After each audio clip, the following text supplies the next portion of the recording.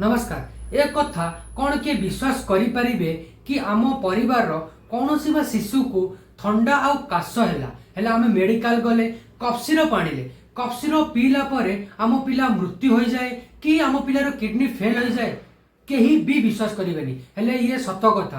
आम भारत में बहु शिशु कफ सिरप पीकी मरुछंती आउ तांकर किडनी फेल होची। वीडियोटा को शेष पर्यंत देख ए होची आम शिशुर जीवन आउ मरणर कथा। डिसेम्बर 2019 रु जनवरी 2020 मध्य 12 जन शिशुंकर मृत्यु घटी जम्मू एंड काश्मीर रे केवल कंटामिनेट कफ सिरप पी। 2022 रु 2023 मध्य गाम्बिया उज्बेकिस्तान रे 90 रु अधिक शिशुंकर मृत्यु घटी जोटा कि कंटामिनेट कफ सिरप पीकी जो कफ सिरप कि इंडियन मैन्युफैक्चरिंग रो लिंक थिला।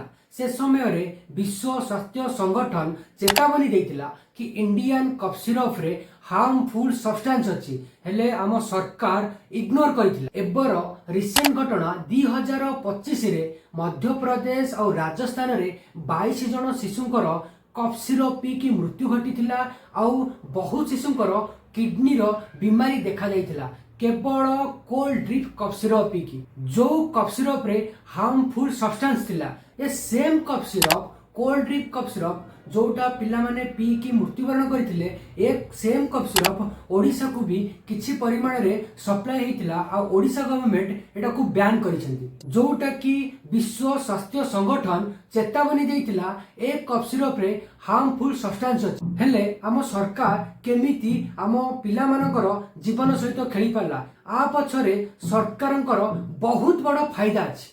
चलंतु देखिबा सरकारंकर फायदा ए जे फार्मास्यूटिकल कंपनी ठारू सरकार 945 कोटी टंका चांदा पाइछंती।